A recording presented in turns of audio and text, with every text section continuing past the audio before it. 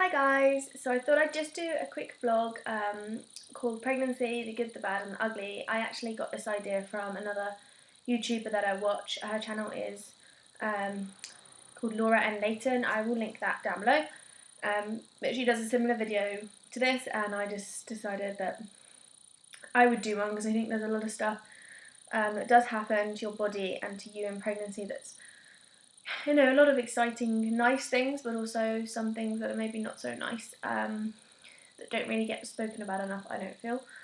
But this is just my experience, this is just what happened to me. I'm not saying that it's going to happen to you or that it was the worst thing that happened to you. This is just my experience of what happened to me. So we'll start off with the bad stuff and then we'll go on to the nice stuff, I think. So the worst thing about this pregnancy for me, and this is my first pregnancy, so I don't have anything to compare it to at the moment, but the worst thing was my morning sickness.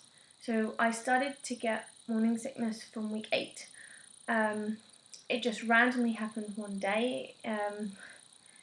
I was sick quite early in the morning. We were travelling back from visiting relatives, and I was sick when we stopped off at a service station, which I knew it was to do with the pregnancy because I'm never sick. Like, before this pregnancy, I've been sick twice in my entire life. So I rarely vomit. I knew it was to do with the pregnancy. I felt absolutely fine afterwards for a little while. We carried on the car journey, and as soon as I got home, I was sick again. Every time I ate anything I was sick, every time I drank water I was sick. It was awful.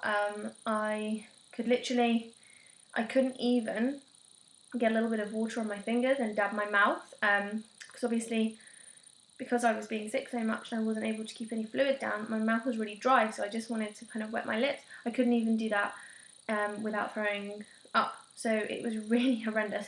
That went on for about 36 hours, and then I went to see my doctor because, I was just so drained. I just needed a drink more than anything else, and I just couldn't even keep any fluid down. It was awful, and he prescribed me some tablets called, I think they were called like Stem or something like that, but they like dissolvable, so you just put one, because I couldn't swallow anything without being sick, so I couldn't have tablets that you would take with water or anything like that, because it would just come back up. So you put them kind of on your gum underneath your lip here, and it just dissolves. And they don't taste particularly disgusting, they don't taste nice, but they don't taste really that unpleasant. So I started off with those. I was on two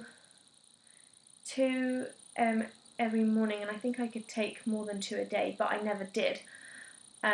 Because for me, when I first started taking them, I'd still be sick as soon as I woke up. Then I would take 2, and I'd be fine for the rest of the day. So I didn't need to take any more. I think I maybe took one time. I took more once because I felt like I was going to be sick later on in the day, but that was only once. So I did that for about 2 weeks, 2.5 weeks, every single day. So I'd be sick, then I'd take these tablets and I'd be fine.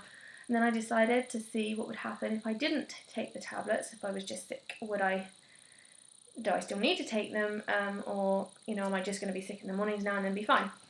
And luckily it was, I was just sick in the morning and then I'd be fine for the rest of the day. So I stopped taking them at that point, but I was still sick every single morning without fail until about week 16, week 17. So that was pretty horrendous. However, you kind of just get into the habit of it, and that sounds really disgusting, but it just gets to be a part of your kind of daily life, if you like. And it's pretty revolting, but it just is what it is, I suppose. And I'd rather that. I'd rather wake up, feel sick, be sick, then it's over, then I can get on with my day. There was only a couple of times later on in the pregnancy, so after week 17, I stopped being sick every day, and that was worse because I didn't know then when I woke up if I was going to actually be sick or what. So there was a couple of times where I left for work, and then I'd be sick in the car. So I always had like the sick bowls you get from the hospital. I always had a supply of those in my car just in case, and that was more annoying than actually just being sick every day, because at least if I was sick every day I could then go out and I know I'd be fine. But yeah, it didn't work like that towards after kind of week 17. So I was still being sick after week 17, every couple of days for about another 3 or 4 weeks. Then it kind of subsided to I'd be sick maybe once or twice a week, and then it kind of went down to once every week and a half to every fortnight. And then the last time I was actually sick was when I was 32 weeks, which was 7 weeks ago now, because I'm 39 weeks today. So that's really nice. So actually, this trimester, apart from the only other bad thing I've had really, is I've had really bad heartburn when I'm sleeping. So I'll wake up with like acid, and then I can't get back to sleep. And it's really horrible. But I've been taking Tums, and if I take one before I go to sleep, I tend to be fine. So I will sleep through the night and it won't bother me. So I just have to remember to take one before I actually lie down and to go to bed. But apart from that, this trimester has probably been the best trimester for me, because I haven't had the morning sickness. The Tums work wonders with the heartburn, and you do feel more heavy and more tired, but for me it's not so bad to the point where I feel physically exhausted and drained every day that I can't do anything. I'm still at work. I'm still keeping pretty active. I still walk around. I still drive occasionally, although most of the time now I get driven around just because it's harder to get to the steering wheel really. Yeah, I'm still keeping pretty active, which I think is really good actually. It's helping me to stay more, to not be so exhausted and so tired. So that's probably the worst thing for me about pregnancy. The only other thing that I had that was really bad was I had quite bad ligament pain when I was in the second trimester. So probably between week kind of 22 and 26, I would get a really bad, it was like a stitch like pain on my right side. It concentrated all in one spot if I was walking, and I wouldn't even walk very far before I'd get it. And being quite an active person, we often walk in to the local shops every weekend and stuff like that, and I wasn't able to do that, and that was really making me quite upset, because I like to keep active. It was the summer as well at this point, and I wasn't really able to do much because of this pain. But that went, luckily, and the doctor said he thought that was just ligament pain and it would just go, and it did. So that was the only other thing really that was that bad for me. So the good, well, the best thing was probably the ultrasounds for me. Seeing the baby the first time ever, it was really surreal. And the emotion that you kind of feel, it was just a bizarre feeling. I'd never felt anything like it before. So that for me was amazing. I would treasure that forever. And because we found out the gender as well at the second scan, that was really exciting as well. The kind of anticipation of building up to that, it kind of got you through all of that morning sickness. It was a light at the end of the tunnel. Obviously having the baby's the light at the end of the tunnel, but it was a closer thing to look forward to at that point. So that was really exciting. The other really nice thing about pregnancy is being able to go and buy all the little outfits, and picking the pram and the cot, and arranging all of the clothes and all of that kind of stuff. That stuff's just lovely, and it's something that you can do with your partner and your family and friends, and everyone gets really excited, especially because for us it's the first grandchild for everybody, so everyone's been really excited about it. So that was really lovely. And the other good things, I suppose, feeling baby move for the first time was really exciting, really surreal and odd, but really exciting at the same time. So that was really good. Although now the movements are quite painful, but it still kind of makes you smile, especially now because she's so big. You can feel like body parts, so I can tell if she's sticking like a foot into my side, for example, because you can feel like the ball of the foot. It's really odd. But yeah, I mean, that's something that I think when pregnant, people used to say to me, feeling the baby milk, I just couldn't imagine what that would be like. And now I can. So that was really, really nice.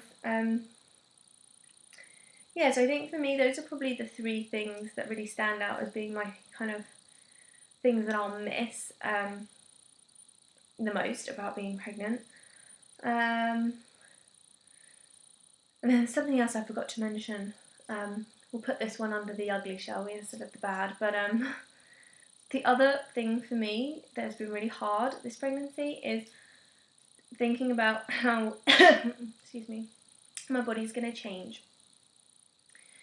And that may seem really vain, but at the end of the day, it bothers me.